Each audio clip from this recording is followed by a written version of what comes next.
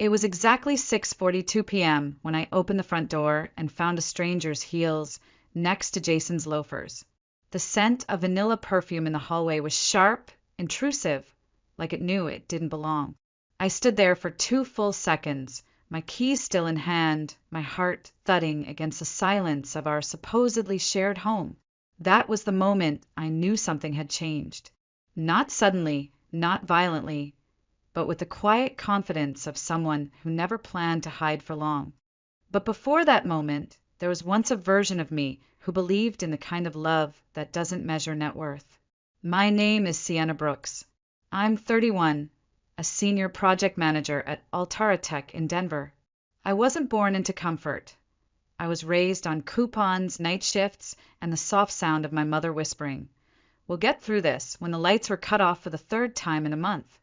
I clawed my way into college with a full scholarship, spent nights in the library instead of parties, and sometimes skipped dinner to afford a used textbook. My resume was spotless, not because I wanted perfection, but because I couldn't afford to fail. I became the woman people call intimidating, only because they don't know what hunger tastes like. Men didn't quite know what to do with someone like me. I dated a few, always ended quickly. Some got uncomfortable when the waiter handed me the check. Others told me I was too intense. One even said, "You don't leave room for a man to feel needed." I remember laughing politely. Then I went home and stared at my reflection for an hour, wondering if strength had quietly turned into loneliness. Then came Jason. We met at a birthday party I almost didn't attend.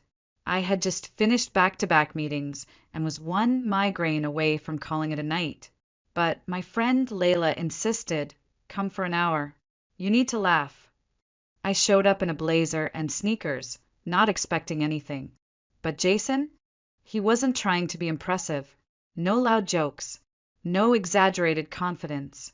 Just a quiet guy in a navy sweater who asked if I liked Riesling and actually listened when I answered. He made me feel quiet inside, and after years of noise, that silence felt like safety. He texted the next morning, then the next.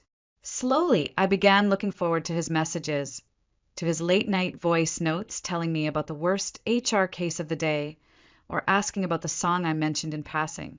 Within 2 months, he asked if we could try something serious. "I don't care if you make more than me," he said. "I care that you smile when you see me." I remember blinking twice before saying yes. We got married the following spring. It wasn't a Pinterest wedding, just a small garden in Boulder, our closest friends, and the soft smell of wet leaves from the early rain. He held my hand during the vows, steady and warm, and for the first time in years I thought, maybe I don't have to be Steel all the time. Maybe someone sees me as more than just capable. I moved him into my 2-bedroom condo near Cheeseman Park. We split the chores, cooked on Sundays, and each night he'd kiss my forehead and whisper, "Thank you for being my wife." I believed him. I believed everything. Until that pair of heels showed up. Until the scent of a stranger's perfume sliced through our hallway like a blade wrapped in sugar. It started with a casual conversation over dinner, the kind that usually ends with dishes in the sink and a quiet evening on the couch.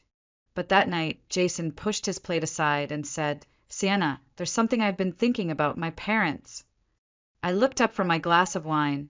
My fork paused midair. "What about them?"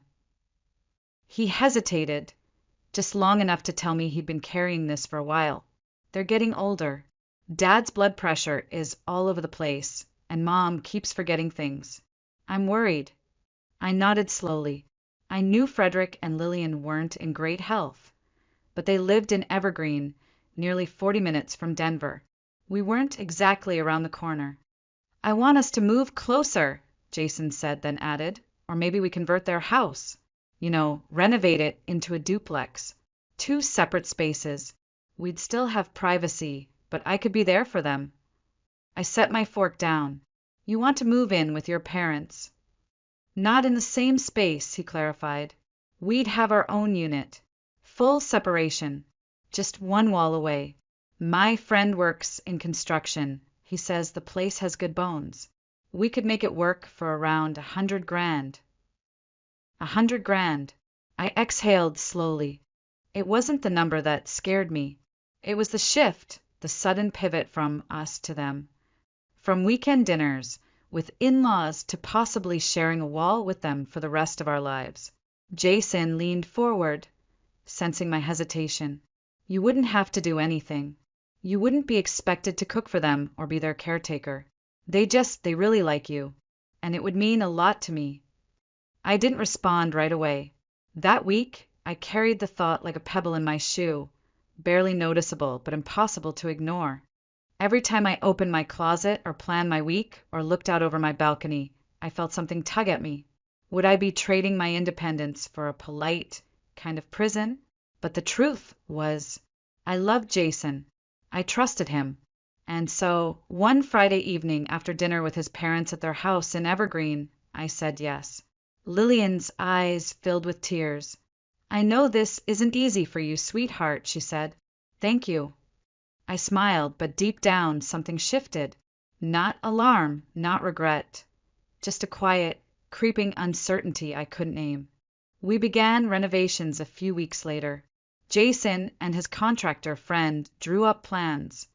2 units, one shared hallway with a lockable door, separate entrances. From the outside, it would look like a single home. On the inside, it would be independent but connected, as Jason called it.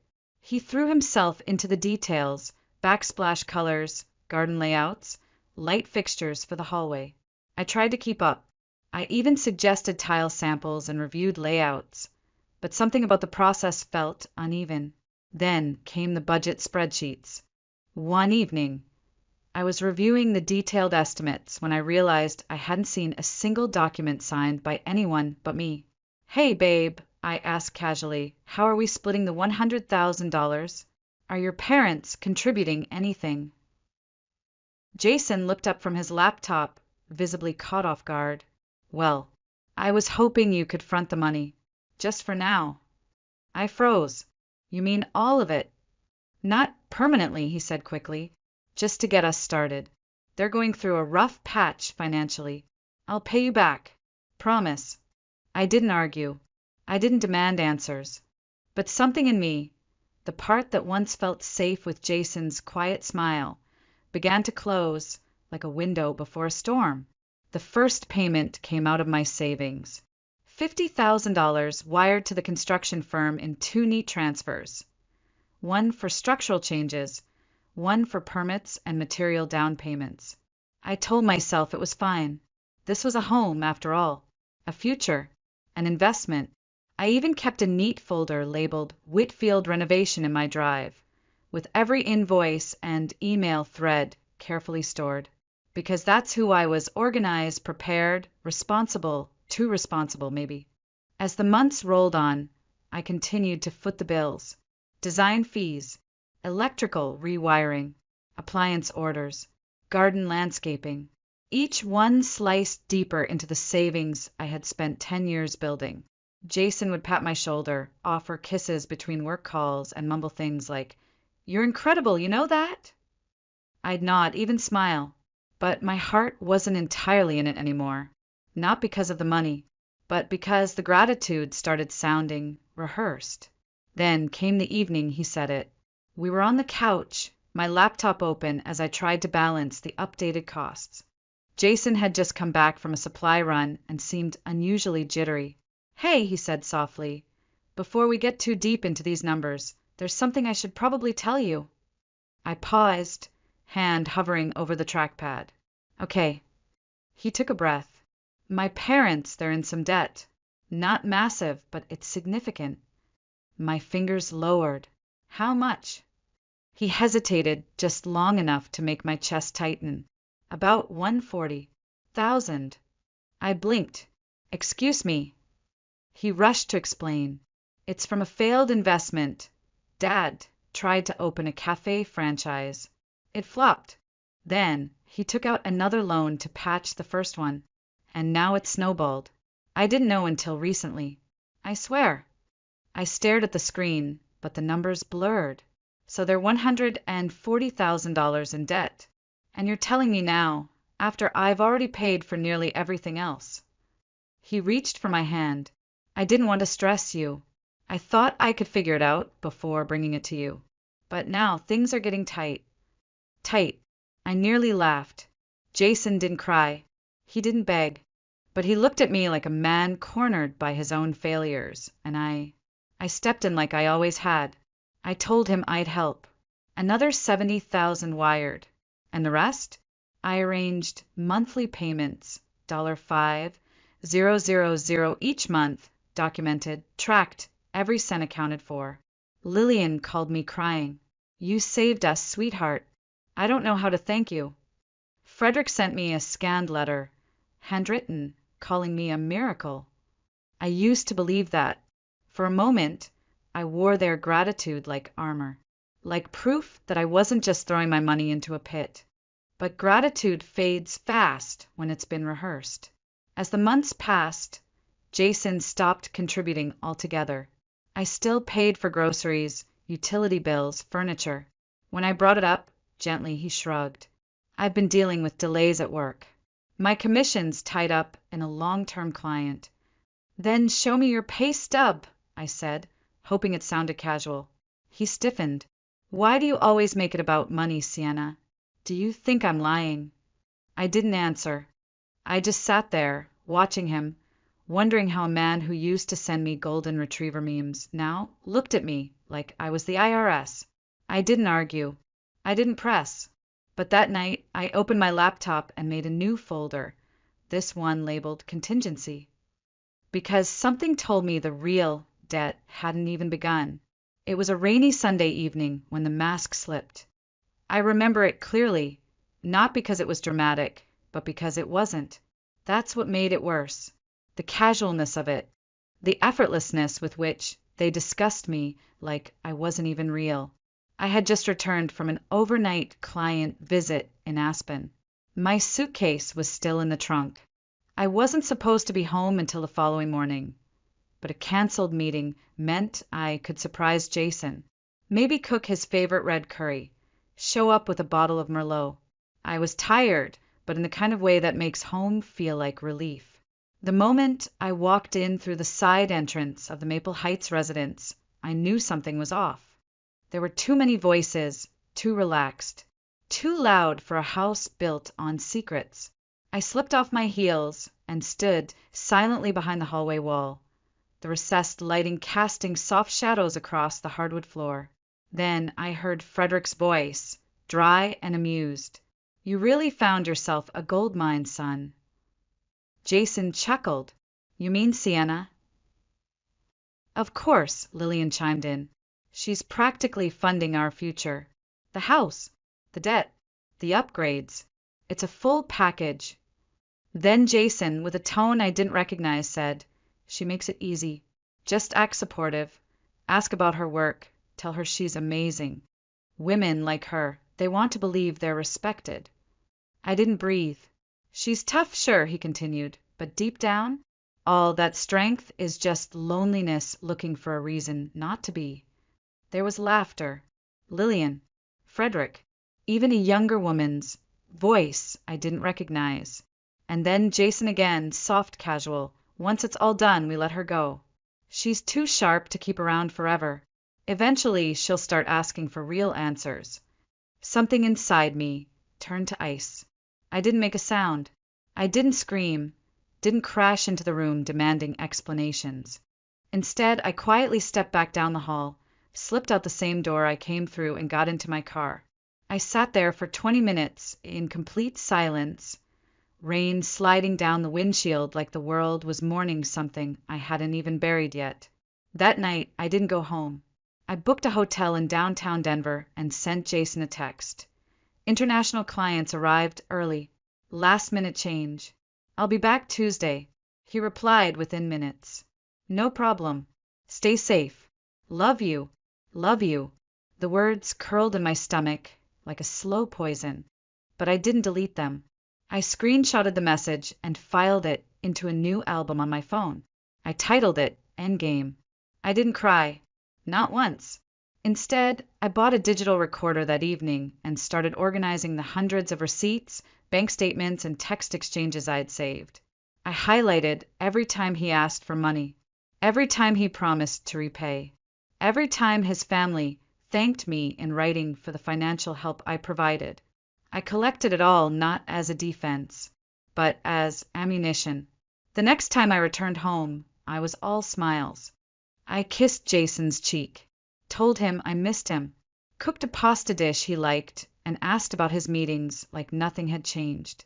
But something had, because now I wasn't his wife. I was his creditor, his witness, his storm in waiting. Every morning after that became part of a quiet ritual, not just brushing my teeth, tying my hair, reviewing my calendar, but logging every financial detail Jason didn't think I noticed. I tracked utility bills he hadn't paid in months, took screenshots of his late-night Amazon purchases, started marking packages that arrived in his name, electronics, sneakers, gear for weekend trips I was invited to. I smiled when he walked by, kissed him goodnight, and recorded every word. Then I called Claudia Weston. She was a referral from a fellow executive, sharp, discreet, and known for dealing with financial abuse cases, though no one called them that out loud. In our first meeting, I laid it all out, the recordings, the receipts, the contracts, the messages. Claudia didn't flinch. When I finished, she leaned back in her chair, folded her hands, and said, "You don't need revenge, Ms. Brooks. You need precision. You've already won emotionally. Now we make it legal." We started with the house.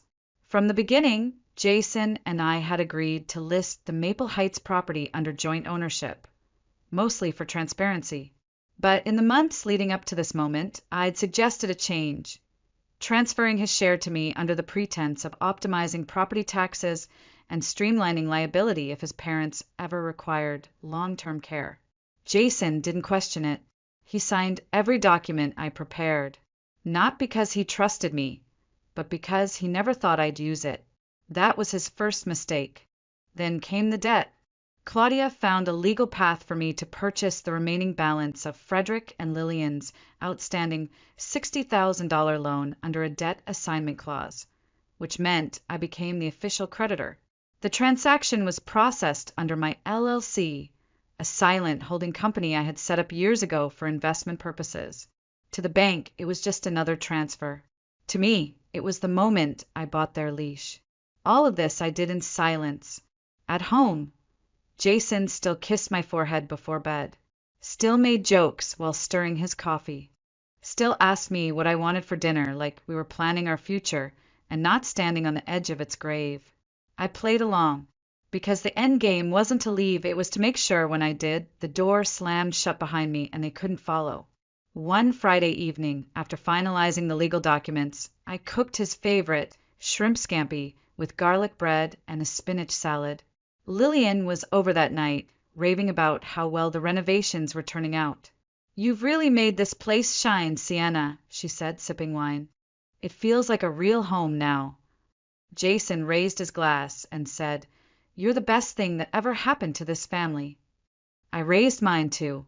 "Thank you, Jason, for showing me who you really are so early on."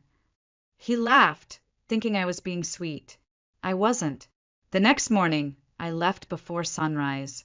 I placed a manila envelope on the kitchen counter. Inside were the divorce papers, the official debt reassignment documents showing I now held the title to the loan, and a simple handwritten note. "Good luck negotiating with your new lender. I won't be generous."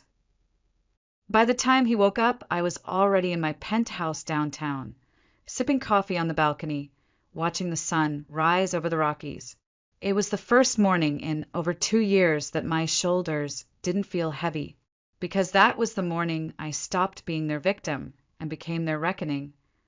3 days later, my phone buzzed at 8:47 a.m. Unknown number. I let it ring. A minute later, a message came through. "Can we talk? Please. Jason." I stared at the screen, then typed only 5 words.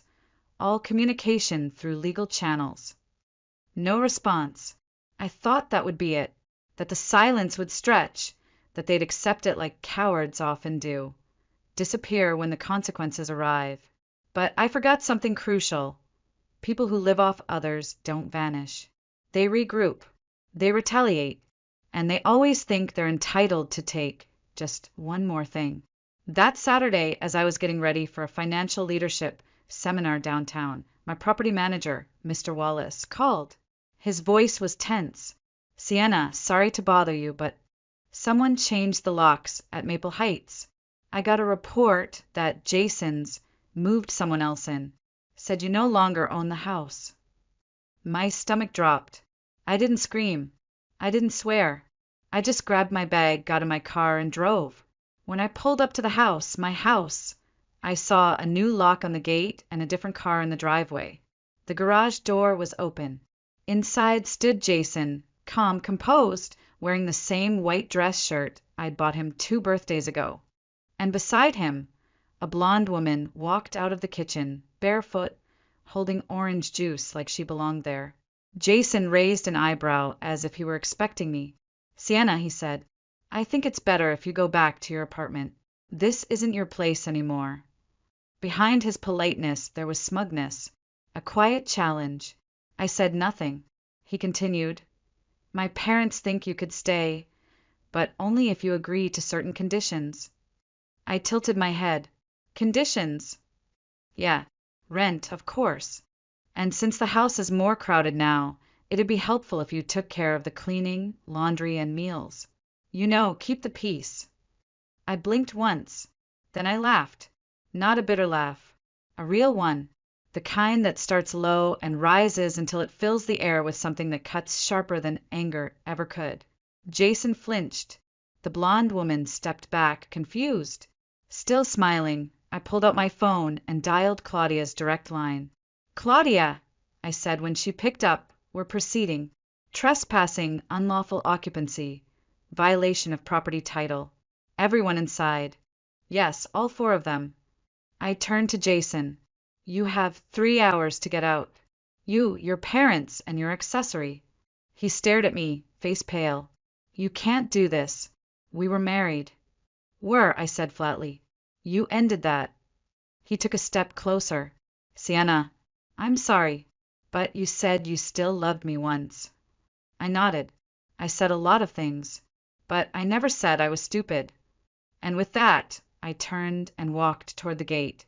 My heels echoed against the pavement, each step louder than any screaming match could have been. Jason didn't follow. He couldn't, because for the first time he realized the woman he thought he could control had already left. And the house, that wasn't a home anymore. It was just a battlefield I had already won. That Monday morning, Claudia delivered 3 envelopes by courier.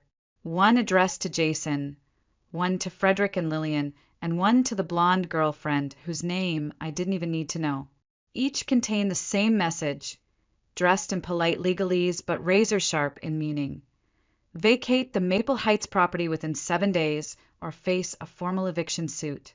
Oh, and by the way, you still owe me over $60,000 in unpaid debt, now fully enforceable under Colorado state law, with me as the legal assignee. The debt was real. The house was mine. The signatures, all theirs. Jason tried calling 5 times that day. I didn't answer. He left voicemails, all sounding increasingly desperate. "I know you're mad, but can't we fix this without war?" The final message was short. "Please don't ruin everything." Too late. I let Claudia respond on my behalf. "Ms. Brooks will no longer communicate personally. Please refer all matters to her counsel." Next came the lawsuits. First, a civil claim against Jason and the girlfriend for adultery with financial damages, not for morality, but because I had evidence she'd been living in my house, benefiting from assets purchased with my money, while the marriage was legally intact. Photos, texts, delivery records, even a statement from a UPS driver who confirmed repeated deliveries, signed by Ashley, her name. Second, a demand for $75,000 in damages, including emotional distress, legal fees, and personal property devaluation during unlawful occupancy. Jason scoffed when he heard, but I had receipts, literally. Every bank transfer, every emailed, "Can you just help this once?" from him, every repair I paid for. Third, a debt recovery motion against Frederick and Lillian. The $60,000 I had fronted for their failed coffee investment wasn't a gift. It was documented in full, and under my ownership of the loan, I was now legally entitled to enforce payment. Claudia, brilliant as always, attached it all. The debt assignment contract, Jason's handwritten, even the voice memo of Lillian calling me a gold mine in heels. It wasn't evidence of guilt, but it was evidence of intent. Then came mediation. Jason showed up alone. His usual polished confidence had cracked. His eyes were sunken, his voice quiet. "I know I messed up," he said, "but if you push this, I'll lose everything." I looked at him, calm as ever. "You bet everything, Jason. And you lost it the day you decided I was a means, not a person." The girlfriend never appeared, but her lawyer did, with a check for $18,000 and a request that her name be kept out of court records. I accepted, not because I needed her money, but because silence, when it's backed by truth, cuts deeper than exposure ever could. Frederick and Lillian sent emails, emotional, pleading, "We're your family. Do you really want to see us homeless? We made mistakes, but you were like a daughter to us." I responded with one line, "You assumed I wouldn't know how to fight back. You were wrong." And that's when I realized justice doesn't come with fireworks or applause. It comes in the quiet unraveling of people who thought they could destroy you and watch themselves crumble instead. 2 months after the final court order was issued, I listed the Maple Heights property for sale. The same house I had poured my savings into. The same house that had once echoed with fake laughter and whispered betrayals.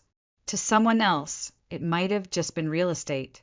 But to me, it was a graveyard of illusions. Tiles I had picked, walls I had painted, and windows that had looked out on a future that never arrived. The real estate market was hot. Within a week, I had 4 offers. A young couple fell in love with the layout, the dual units, the clean lines, the light-filled kitchen I had designed from scratch. They paid full asking price, $200,000. After deducting the costs of renovation, legal expenses, and taxes, I walked away with just over $40,000 in profit. Not a fortune, but enough. Enough to feel like I had closed the last door, with the key I had bought with my own blood and logic. Jason, the court awarded me $35,000 in alimony, payable over 12 months. The girlfriend settlement brought in another $18,000. Frederick and Lillian, facing legal threats and mounting interest, repaid the remaining $60,000 debt in 3 lump sums, not because they wanted to, but because they had no choice. Altogether, I recovered more than $150,000. But the real gain wasn't in the numbers. It was in the silence, the kind of silence that comes when your phone doesn't ring with new excuses, when your inbox isn't flooded with pleas or guilt trips, when your nights are finally still. I reinvested the proceeds, enrolled in a personal wealth management course, started working with a female financial advisor who specialized in clients recovering from financial abuse. Yes, I call it what it was now. I learned how to track not just money, but power, how to read patterns, not just in stocks, but in people. And most importantly, I learned how to live on my own terms again.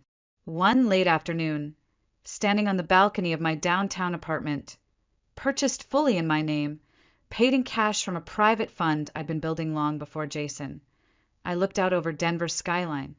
The sun was melting into the Rockies, casting everything in a soft gold. I closed my eyes and let the silence settle into my bones. It felt like freedom. My parents came to visit a few weeks later. They'd never fully understood why I married Jason, but they never said, "I told you so." My mom looked around the apartment and said nothing for a long while. Then she reached out and gently touched my hand. "You're stronger than I ever imagined." I smiled. Not to prove her right, but because I already knew. Do I regret loving Jason? No, because he taught me something I hadn't learned until I lost nearly everything. That no matter how strong you are at work, how sharp you are in a boardroom. If you hand your love to someone who sees you as currency, they will spend it until you're empty. But I didn't stay empty. I refilled my life, piece by piece, not with new people, but with a new version of myself, one that no longer believed in saving others at the cost of my own peace, one that no longer mistook potential for partnership, one that didn't need to be chosen because she had finally chosen herself. So here I am, not angry, not broken, just whole, and done letting anyone else write the ending for me.